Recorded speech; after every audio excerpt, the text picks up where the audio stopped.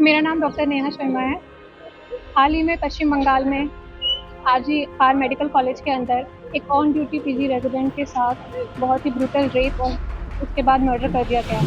और उसके बाद उस इंसिडेंट को छिपाने के लिए उनके पेरेंट्स को सुसाइड का नाम दे करके उन्हें 3 घंटे पहले वेट कराया। उसके बाद जब पोस्टमार्टम हुआ, जब ये मामला आगे आया, तब जा करके उनका पोस्टमार्टम हुआ और फिर उसके बाद उनके फेस पर मल्टीपल स्क्रैचेस, आंखों से, वेजाइना से, हर जगह से ब्लीडिंग हो रही थी। इवन उनके जो लेग्स थे वो 90 डिग्री के एंगल पर थे, विच कांट हैपन जब तक कि पेल्विक गर्डल का फ्रैक्चर नहीं कर दिया जाए। तो उस पूरे इंसिडेंट के अंदर डेफिनेटली एक इंसान से ज़्यादा थे।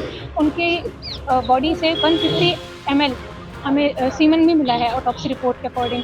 और ये एक इंसान का काम नहीं हो सकता। It was a gang rape and then brutally murdered and she was tortured. उसके बाद गवर्नमेंट इस चीज़ को छिपाने की कोशिश कर रही है और हम चाहते हैं कि उन्हें जस्टिस मिले। और जब तक उस चीज़ का मतलब पूरा वो नहीं हो जाता, न्याय नहीं मिल जाता, तब तक ये जो हड़ताल है चलती रहेगी। और इसीलिए पूरे देश के जितने भी डॉक्टर्स हैं वो उनके समर्थन में हैं। We want justice and we want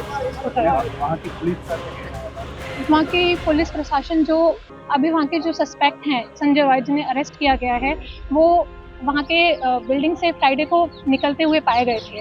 और वहाँ पर एक ब्लूटूथ डिवाइस मिला था जिससे उनका मोबाइल फ़ोन जब उन्हें पकड़ा गया, क्योंकि वो थोड़ा संदिग्ध मिल रहे थे, घूम रहे थे, तो उन्हें जब अरेस्ट किया गया तो उससे वो मतलब कनेक्ट हो गया ब्लूटूथ डिवाइस। पर बात यह है कि वो इंसान खुद एक सिविल वॉलंटियर है कैलकाटा पुलिस के, तो उन्हें कभी भी हॉस्पिटल में आने जाने की परमिशन थी। और सबसे बड़ी बात, वो इस तरह की घटिया हरकत करने के बाद में पुलिस प्रशासन का जो शेल्टर होता है वहीं पे जाकर के वो इंसान वहाँ जाकर के सो गया। बिकॉज लॉ की तो हमारे देश में कोई वैल्यू ही नहीं बची है। क्रिमिनल्स इतने बड़े बड़े क्राइम करने के बाद ये जानते हैं कि न्याय तो मिलेगा नहीं, और उसके बाद अगर मिलेगा तो इस चीज़ में कई साल लग जाएंगे। तो वो इंसान इस तरह की घटिया हरकत करने के बाद सो गया। और इसलिए फ़िलहाल ये जो हाई कोर्ट है, वहाँ के हाई कोर्ट ने, कैलकाटा हाई कोर्ट ने इस पूरे मामले को सीबीआई को सौंप दिया है। और सबसे बड़ी बात, सीबीआई के वहाँ पर आने से पहले ही पूरी की पूरी बिल्डिंग के अंदर 2 से 3 हज़ार की संख्या में मॉब आकर के इकट्ठी हो गई और उसने वहाँ पे जितने भी एविडेंसेस थे उनको टेम्पर करने के लिए पूरे हॉस्पिटल के अंदर तोड़-फोड़ कर दी। डॉक्टर्स के ऊपर अटैक किया गया और इसलिए वेस्ट बंगाल की पुलिस के फिलहाल कोई उम्मीदें बची नहीं है। इसलिए हम लोग यहाँ पर पूरे देश के लोग प्रोटेस्ट कर रहे हैं, जिससे कि इस पूरे मामला की जल्द से जल्द जाँच हो और जो भी क्रिमिनल्स हैं उनको अरेस्ट किया जाए, उनको पनिशमेंट मिले, इवन उनको तो फांसी दे देनी चाहिए। आवाज़ और बुलंद हो, उसके लिए आगे का क्या करते हैं? जब तक हम लोगों को न्याय नहीं मिलेगा, जब तक उस पूरी प्रशासन मतलब इस पूरी मामले की जांच नहीं हो जाती और जब तक कि आरोपियों को सज़ा नहीं मिल जाती, तब तक अनिश्चितकालीन तौर पे हड़ताल चलती रहेगी। पहले हम लोगों ने नॉन इमरजेंसी सर्विसेज को बंद किया था, बट अभी इमरजेंसी सर्विसेज को भी बंद कर दिया जाएगा। और हम चाहते हैं कि गवर्नमेंट इस चीज़ को जल्द से जल्द देखे।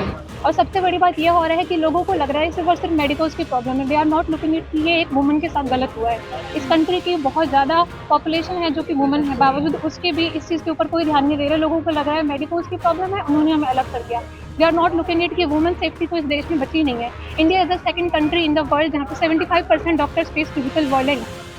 चाइना के बाद हम सेकंड नंबर पे चल रहे हैं, उसके बावजूद भी कोई इस चीज़ का ध्यान नहीं दे रहा है। और अगर ऐसे ही चलता रहा तो ये प्रोटेस्ट चलती रहेगी। तो